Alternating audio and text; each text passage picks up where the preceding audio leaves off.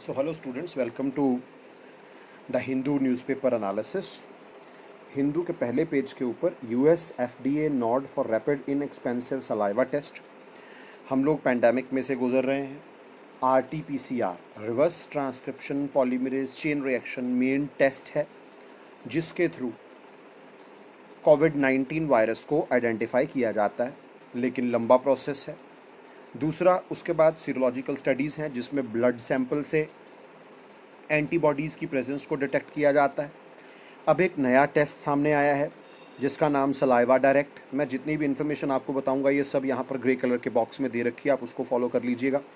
Saliva direct a new rapid detection test, quick है।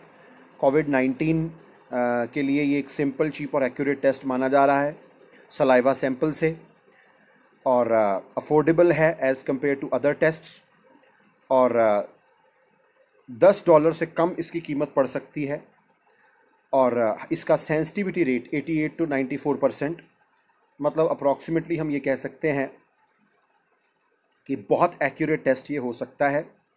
ये test जो है ये Yale school of public health in partnership with National Basketball Association NBA के साथ मिलकर बनाया गया है, और इसमें at home self administered sample collection है।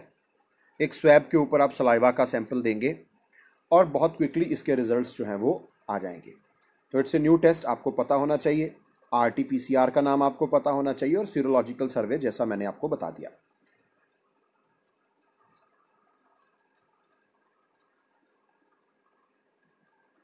देन अगेन पेज नंबर 1 के ऊपर एक हमारे फॉर्मर इंडियन क्रिकेटर हैं mister Chetan Chauhan. He has died due to कोविड-19, और he was serving as he served as Uttar Pradesh cabinet minister, और इनकी जो डेथ है वो कोविड-19 के कारण हुई है। तो आपको पता होना चाहिए he was a cricketer. Then online spree में आप Kolkata Darjeeling zoos go online, तो इट्स ए ग्रेट इनिशिएटिव। तो इसमें अलीपुर जोलॉजिकल गार्डन कोलकाता और Padmaja Naidu Himalayan zoological park in Darjeeling, तो आपको इनकी लोकेशंस और नेम्स पता होने चाहिए। तो they have decided to go online, तो दोनों की लोकेशंस हमें यहाँ से पता लग जानी चाहिए। यहाँ पर आप एक टाइटल हेड देख सकते हैं, दे आर बैक, और दिस सेक्शन, ये सेक्शन जो है, with few jobs opportunity in villages, migrant laborers who had left the city in March are returning to in droves। तो इसको हम लोग कहते हैं रिवर्स माइग्रेशन। पहले बहुत बड़े लेवल पर माइग्रेशन हुई, ये वापस गए, और अब ये वापस सिटीज़ आ रहे हैं अपने अपने लोकेशन से, क्योंकि वहाँ पर जॉब अपॉर्चुनिटीज़ की दिक्कतें हैं। तो इसको रिवर्स माइग्रेशन कहा जाता है, आपको ये पता होना चाहिए। तो यहाँ से जो टेक्निकल टर्म निकल कर आती है दैट इज़ रिवर्स माइग्रेशन।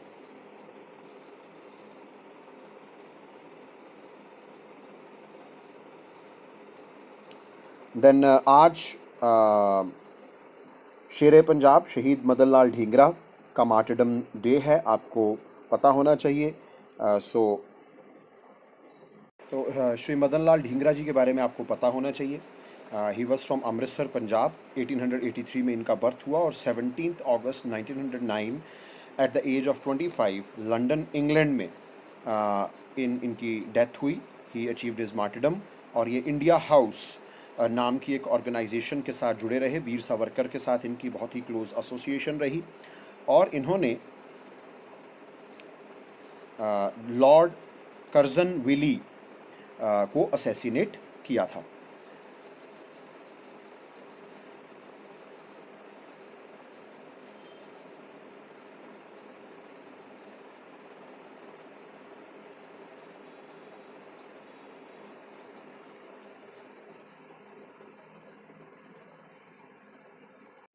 उसके बाद पेज नंबर 6 के ऊपर एक एडिटोरियल का ओपिनियन में आर्टिकल है, lapsing into contempt finding Prashant Bhushan guilty of contempt reflects A low threshold for criticism. ये ऑथर का व्यू पॉइंट है।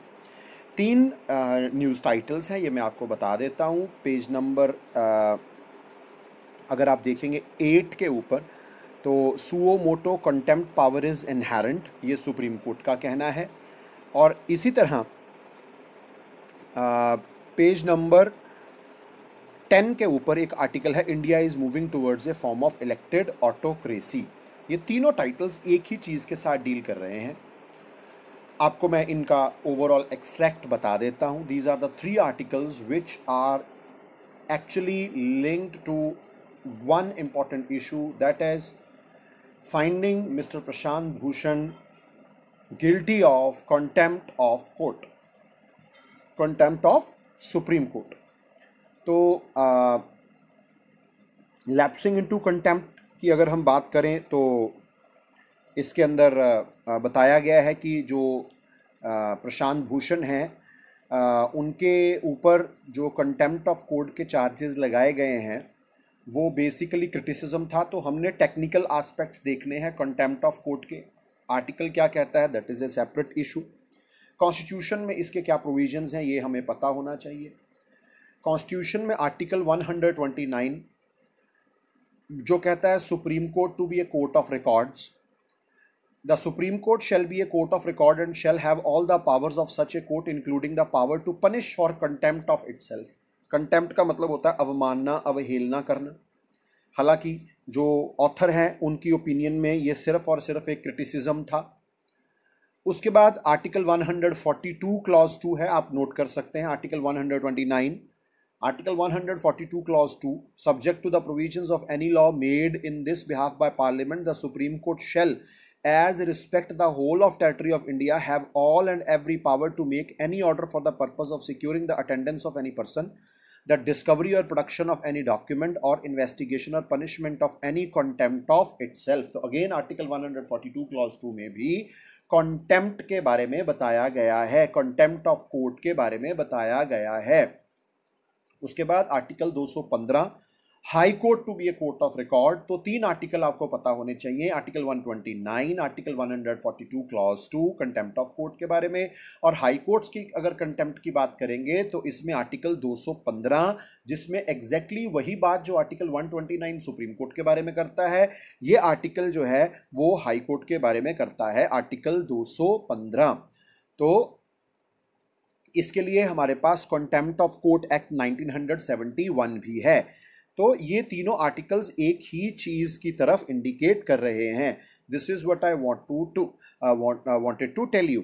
और इसमें से जो हमारे लिए चीज निकल कर आती है वो है जो 3 मैंने आपको आर्टिकल्स बताए, और इस के अंदर जो इस आर्टिकल के अंदर बेसिकली ऑथर का एक व्यू पॉइंट है कि जो मिस्टर प्रशांत भूषण है उन्होंने सिर्फ एक क्रिटिसिज्म किया था, और हमारी जुडिशरी के पास इतनी टॉलरेंस, इतनी पेशेंस होनी चाहिए कि वो इस तरह के क्रिटिसिज्म को को एक्सेप्ट कर सकें, एब्जॉर्ब कर सकें।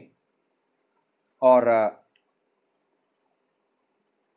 तो अगर आप इसका टाइटल पढ़ेंगे, the cost of stifling voices. Stifling शब्द का मतलब होता है दम घोंट देना।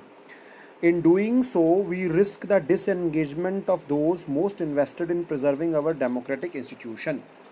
इस आर्टिकल के अंदर काफ़ी सारी चीज़ें जो हैं वो डिस्कस की गई हैं। इस आर्टिकल के शुरू में आपको 2-3 चीज़ें बतानी हैं मैंने।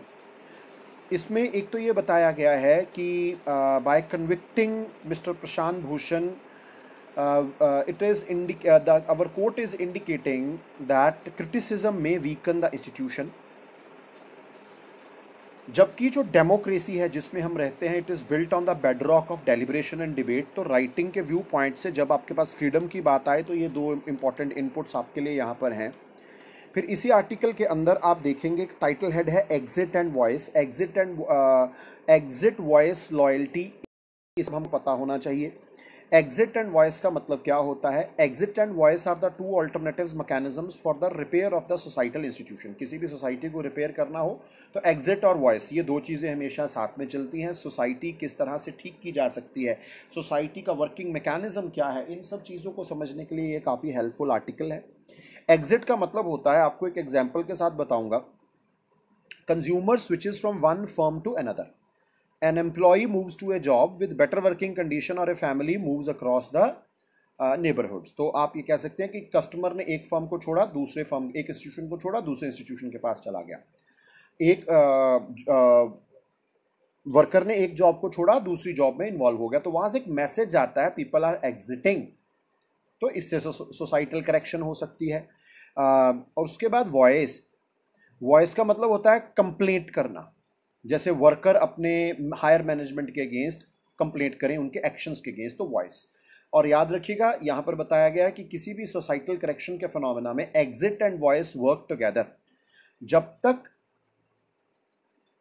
एग्जिट अलाउड नहीं है, वॉइसेस को आप नहीं सुन सकते। If the exit were too easy, very few would invest in voice. तो एग्जिट जो है एक बहुत इंपॉर्टेंट चीज है, और ये एक तरीका है अपनी वॉइस को सामने लाने का। और इसी आर्टिकल के अंदर ये भी बताया गया कि पब्लिक हेल्थ और एजुकेशन उसी कंट्री में अच्छा काम करते हैं जहां पर इंक्लूसिव हैं।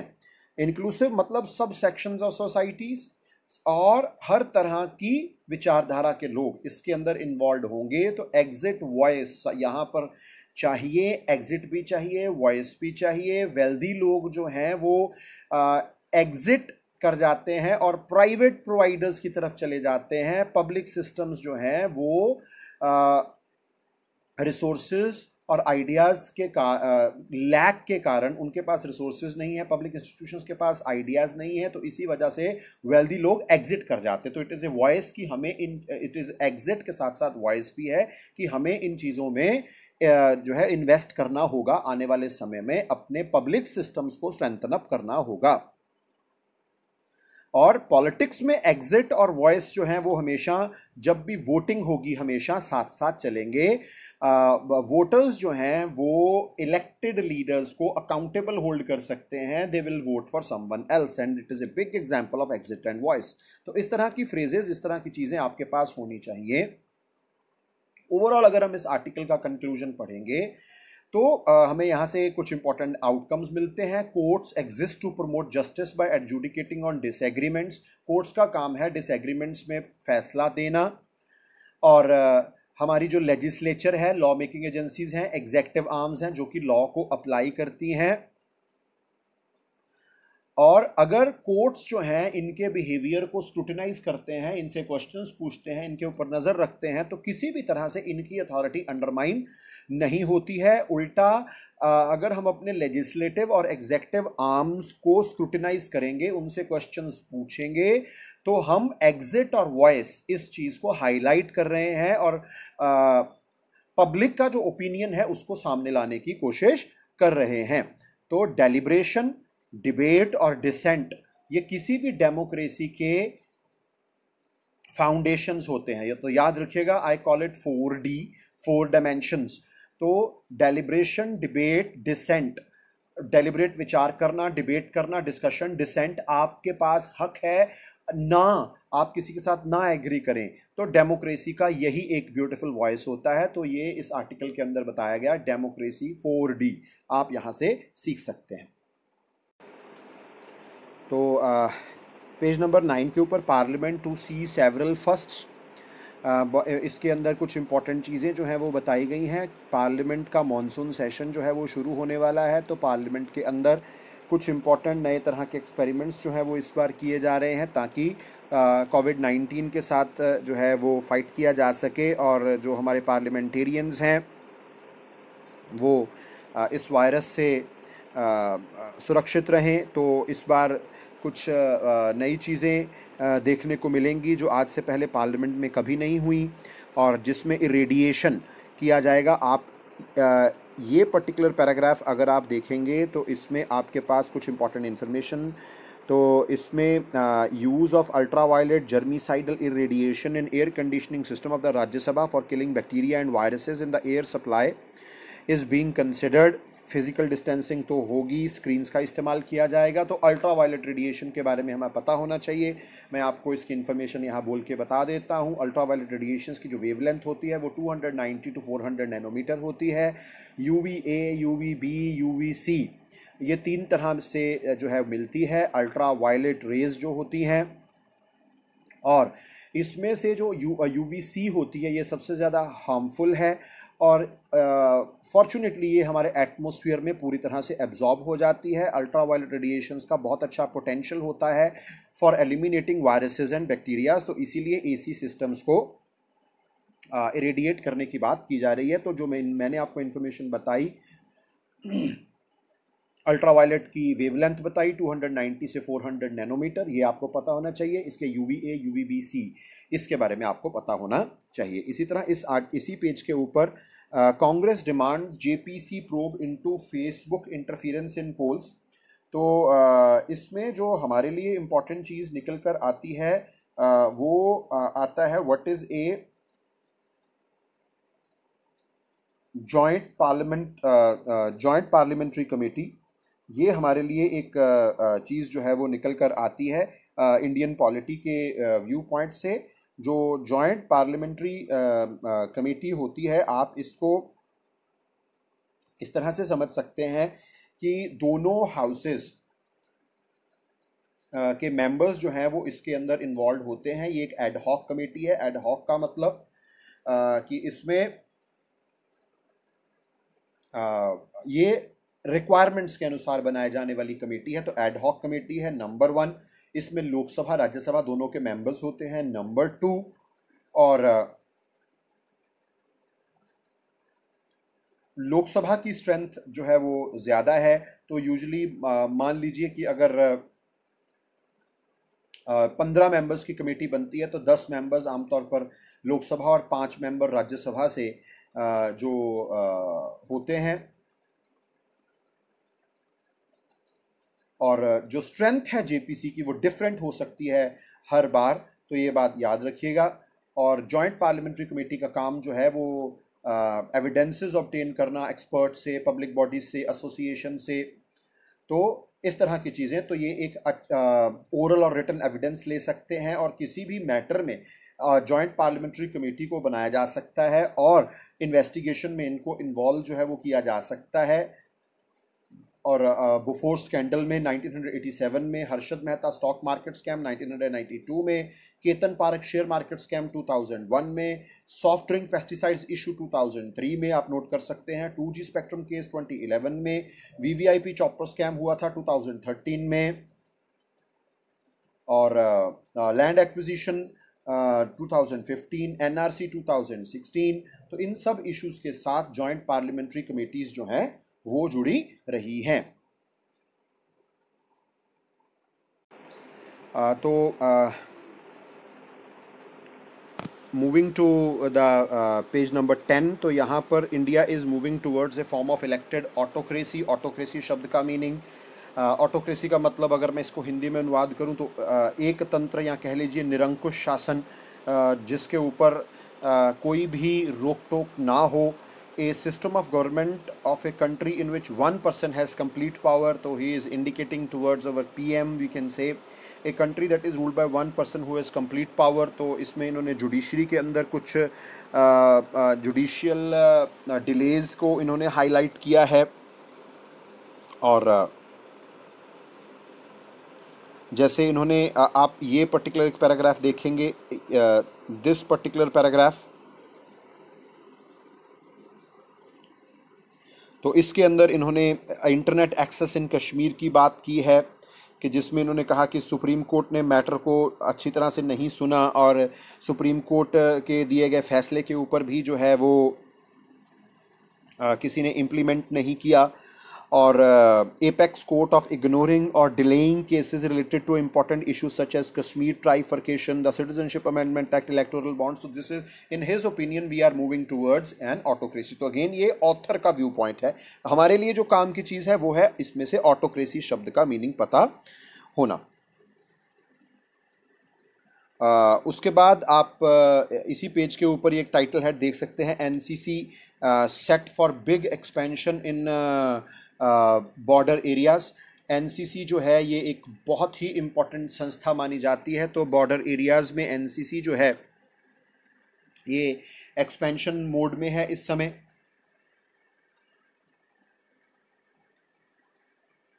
नेशनल कैडेट कॉर्प्स के नाम से जो है वो इनको जाना जाता है। और ये 1948 से ये इंस्टीट्यूशन जो है वो अभी तक एक्टिव है। आप ये कह सकते हैं कि इनकी अलीजियंस जो है वो इंडियन आर्मी, इंडियन नेवी और इंडियन एयरफोर्स के साथ है। स्टूडेंट्स की एंट्री यहाँ से हो सकती है।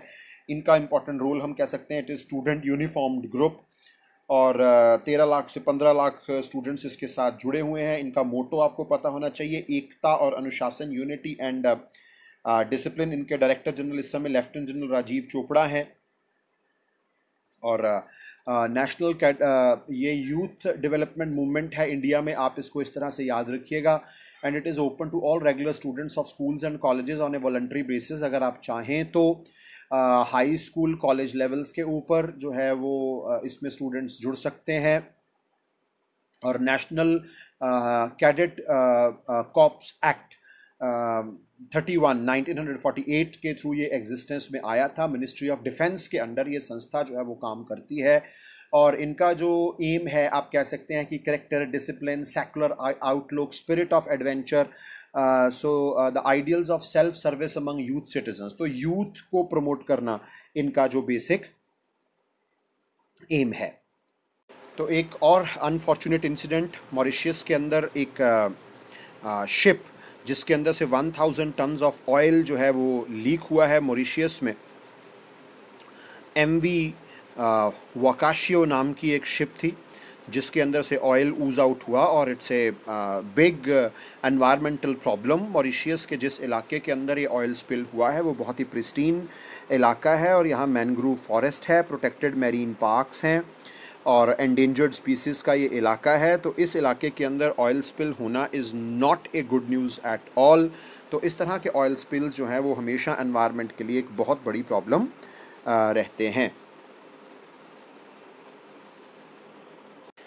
पेज नंबर 9 के ऊपर एक बहुत ही इम्पॉर्टेंट न्यूज़, अगेन इसके अंदर से हमारे लिए जो चीज़ समझने वाली है वो है PM केयर्स और section 7 clause 9 of the RTI act 2005।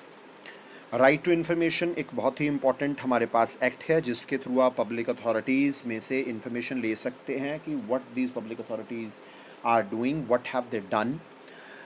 जो PM केयर्स की अगर हम बात करें तो it is prime minister citizen assistance and relief in emergency situation fund, और प्राइम के ऑफिशियो चेयरमैन हैं union minister of defence, union minister of home affairs, union minister of finance इसके एक्स ऑफिशियोस ट्रस्टीज़ हैं।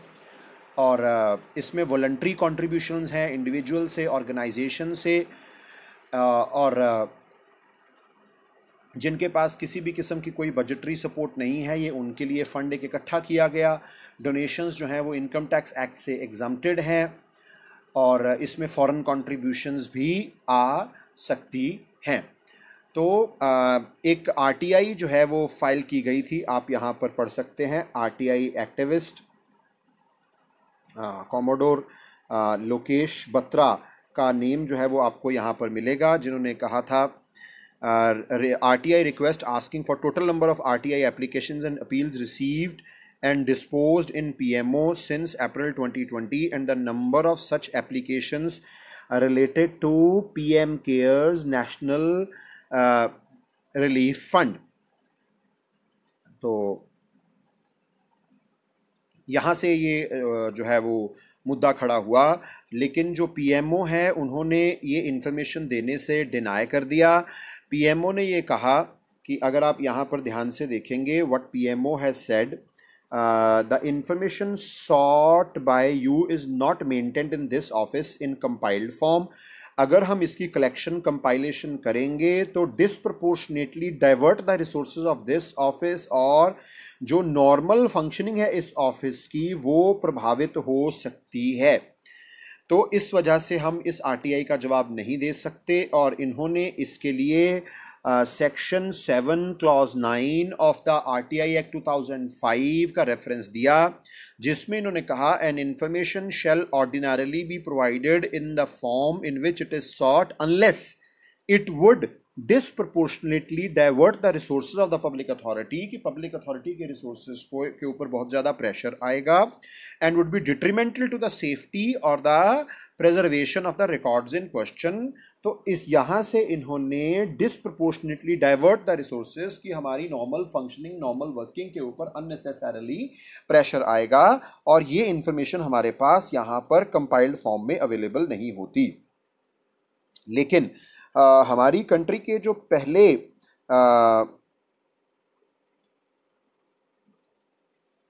Chief information commissioner हुए हैं श्री वजाहत हबीबुल्लाह, उन्होंने कहा कि ये this is miss use of the act. तो ये इस एक्ट का मिस यूज किया है पीएमओ ने। तो उनसे ये क्वेश्चन जो है वो डेफिनेटली पूछा जाना चाहिए। जो चीफ पब्लिक इंफॉर्मेशन ऑफिसर हैं उनको इसके लिए पिनलाइज भी किया जा सकता है। तो यहाँ से ये इंफॉर्मेशन हमारे लिए इम्पोर्टेंट थी। जब भी आप कोई न्यूज़ पढ़ते हैं हिंदू में से, तो उसको आप ऑथर के व्यू पॉइंट को छोड़कर कि उनका ओपिनियन क्या है, आप उसको इस तरह से पढ़ा कीजिए कि आपके लिए एग्जाम रिलेटेड इंफॉर्मेशन इसमें से क्या निकलती है। That should be your attitude while reading Hindu for civil services or any other competitive examination. So this was from today's Hindu. Thanks a lot. Stay safe, stay inside. Have a good day.